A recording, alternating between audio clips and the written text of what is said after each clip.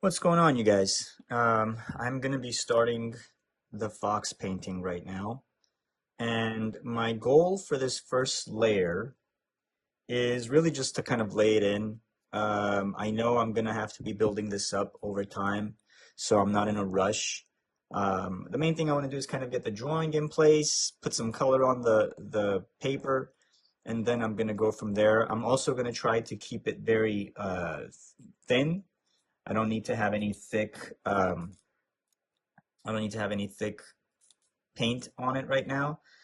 I'm just gonna select the right brush to start this with. I don't know if I'm happy with these. I can technically start it with this. It's a bit of a rough, kind of a messed up brush. I like these brushes though, they're really good. They sell these at Art Center. Um, the Robert Simmons Signet, Signet, Filbert 42. These are great brushes. This brand is really great. I recommend them for you guys if you decide to get them. But the only place that I've really seen them other than online is at Art Center. So if you are going to the Art Center student store, you can pick up some of these brushes. So I'm gonna just select a brown. I have a lot of different types of browns. I think this one is the latest Mars brown or Mars red that I got. Let me just show it to you right there. I believe that's the new Mars red that I got from Rublev Colors or Natural Pigments. Fantastic company, by the way, based in California. I'm also using the Galkid Gamsol mix that I have, and I'm gonna just, I'm gonna thin it out right there on the glass palette. And I'm going to start to block in this picture. So, it's a picture of a fox. I have to start somewhere, right? So I'm going to just start with a line to give me kind of a composition. This isn't going to be very pretty, and along the way I might have to alter my approach, but that's normal. I just kind of like to start this somewhere. As my surface, originally I had a non-absorbent Michael Harding white gesso, which is what's giving this color. And then on top of it, because I wanted to show Sophia the differences between the surfaces, if it's non-absorbent gesso or if it's matte medium, all of that is very, very different for how the paint is absorbed on this paper. So instead of the white non-absorbent gesso, I put a layer of matte medium, clear matte medium on top of it. So that way I could show you guys what the difference is when you apply paint to that surface. Again, just keeping this very loose. Don't need to have anything crazy right now. I'm going to be working on this drawing throughout the entire painting. We don't have to have the drawing all correct. That's what painting is all about. You sort it out as you go. You're going to have composition issues. You're going to have different things happening. I like a very rough sketch in the beginning, and I like to try to maintain some of this. So just right now, I'm going to spend the next however long it takes doing this drawing. And so I'm going to speed this part up for you guys so you don't have to watch it.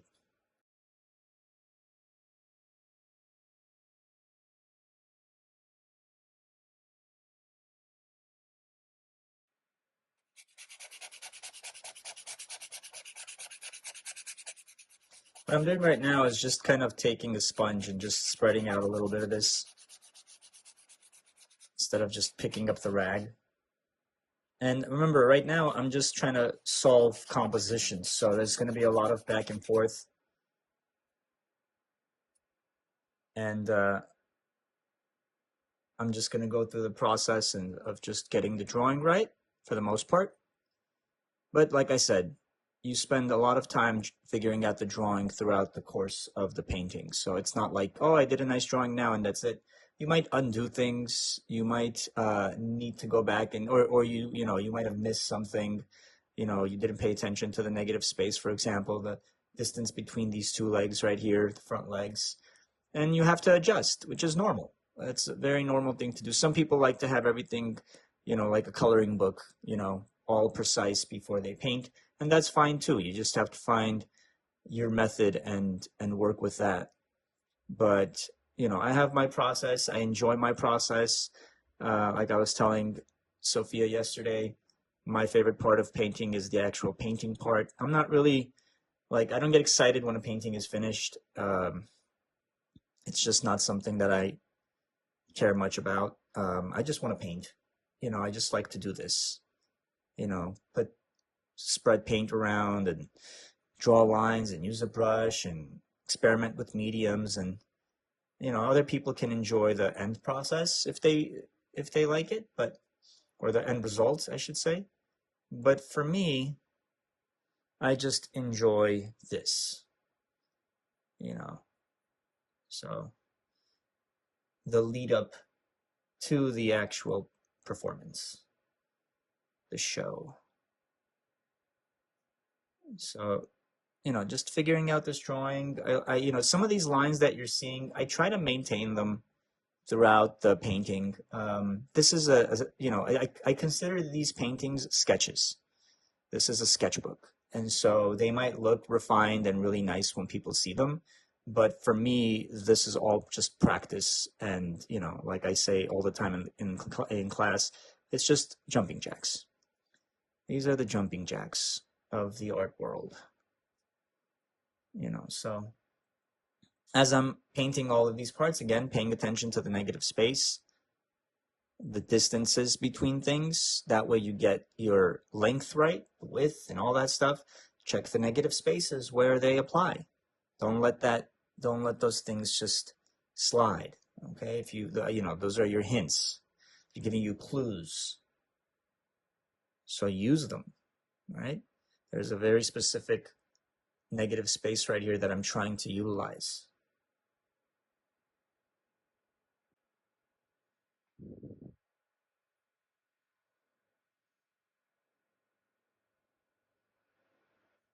As I'm painting, you guys, we talked about this yesterday. Um, I'm gonna start to put some of the details, and this isn't necessarily like I'm not gonna use all of this, but you know, when you're working with oil, you either start from dark to medium to light, and then the highlights and all that stuff, or you start from the middle and work yourself backwards, and then go towards the lights again. But I want to have these layers. This is a fox. It has a lot of fur. You know, there's a lot of things going on over there, and so I'm basically laying in the groundwork for what I'm going to do to this over the course of the painting and stack up those layers. So, you know, these little hairs and everything I'm adding, this is gonna, some of this I want to maintain. I want to have this in the final layers, but this is all prep work for what's going to happen later on. So you know, now I've switched the brush to a nice pointed round. These are from the Rosemary company. They're online. One of my favorite brushes. This is the Pure Sable. Great brushes. They last long too. If you take care of them, they're actually, you know, it's the quality of the hair. But fantastic brushes. I do a lot of my work with these brushes. Um, very comfortable with this. It's like using a pencil or a pen.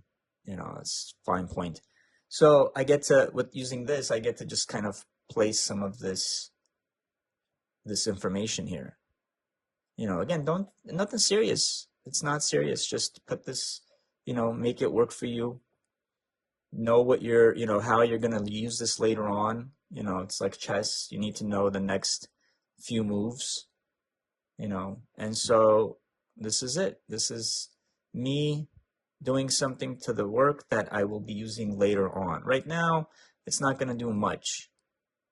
but you'll see it really be more important later on in the painting.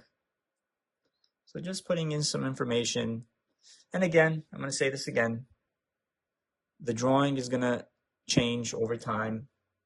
I might be doing things right now that where I miss a few things, so I'll adjust later on. That's why it's nice to start a painting with just kind of one color like this, an underpainting. It simplifies everything. It allows you to work on composition.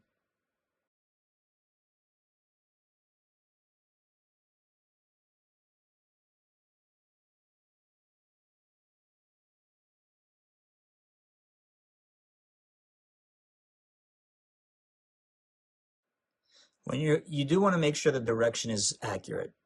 So when you're painting these parts, please make sure that the direction is close to what you're seeing in the reference. Don't just randomly make things up, and ruin the direction.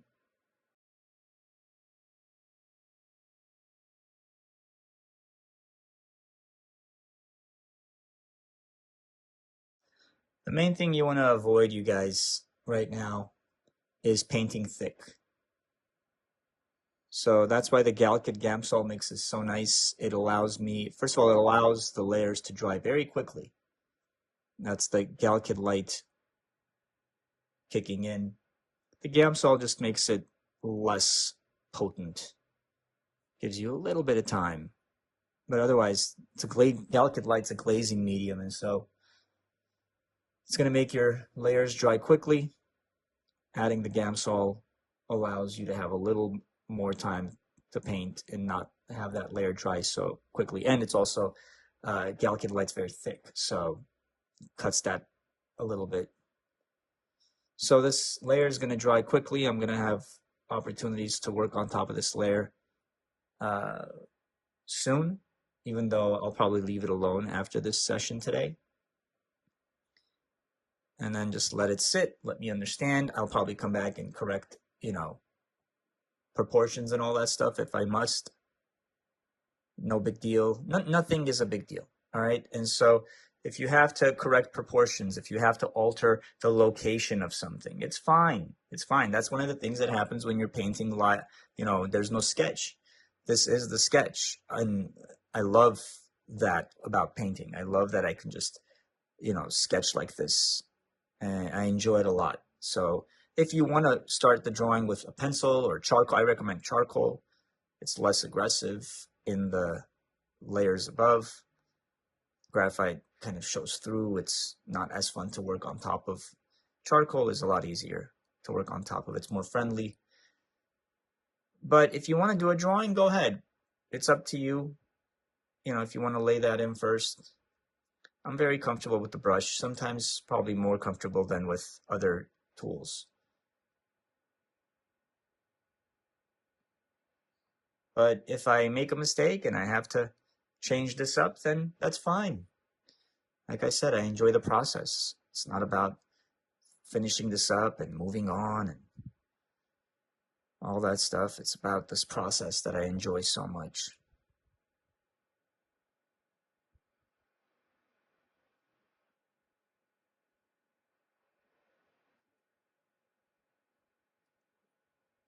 The background's a little bit more complicated. It's complicated in the sense that it's like water and grass, and it's a close-up of all of that. So, it's going to be a lot of blurs later on, a lot of soft edges, some details, not all. The reference image has more details than what I'm going to actually use in the background and environment. We don't need all that. Remember, a painting is, or a drawing or a painting is a piece of art. All right. If you're using a reference, try to not paint or draw exactly what you see in the reference. Make it a little bit more fun, more creative. If everything's in focus in a photograph, which is fine, that's how a photograph functions. It can function that way. It shouldn't mean that your painting needs to be the same thing. Make your painting be a painting. Make it more creative. Use of brush strokes, the use of soft edges, color, have fun. You know, you're not a printer, so if you want to do something exactly like the photo, just let the photo, might as well just use the photo. You don't have to do a drawing of it. It already exists. For the background, I'm gonna just add some bits of information, but not really. I'm just gonna kind of gonna go in and do a wash almost with the same color. And I shouldn't do it with this brush because this is a nice brush and I don't want to ruin it, but I'll be careful. Just to kind of get rid of that color, the white color of the background. That's one of the other goals, is I don't want to have this strong color showing through. So I'm going to change my brush and I'm going to just lay in that background as a simple color, as a simple color.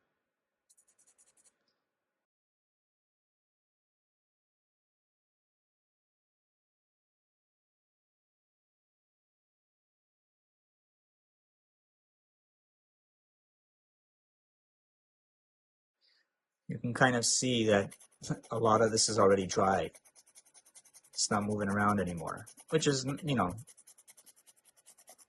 unlike oil paint.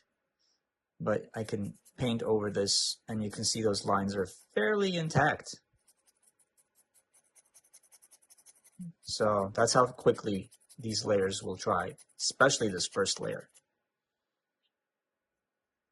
And I'm painting very thin, like I said.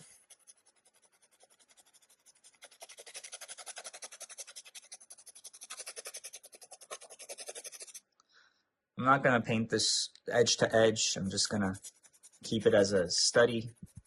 So I'll have some of this edges just remaining the way they are. Leave them kind of like broken and all that stuff. So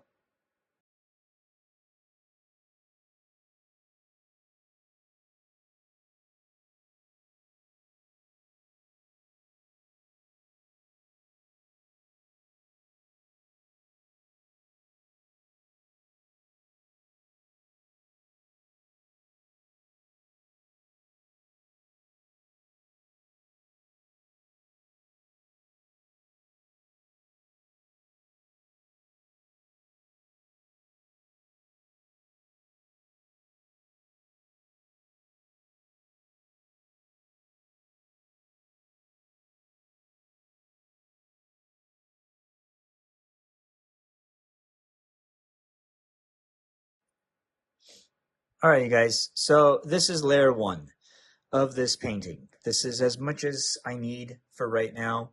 And then once this is nice and set, I'll go back and continue working on top and I'll share that with you as well.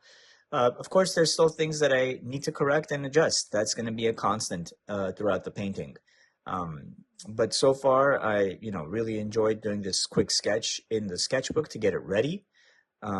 Figured out my composition. I like the composition. I didn't want to bring it lower and center it completely, so a little bit higher up.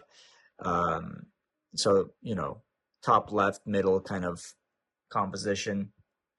Leave that bottom a little open to give that space, that sense of environment. But from here, I will move on to layer two and, continue to stack up my layers and refine the drawing and just really enjoy my time. And I will be sharing those with you as I make progress in the painting. So again, this is layer one. We'll call this the sketch. All right. Let me know if you have any questions. If you want to know what materials I've used, the sketchbook is very specific. Those of you who are working on this painting with me, I recommend this particular sketchbook. It's really fun, and it's not that expensive. So, all right, you guys, I will share more with you later on. Bye-bye.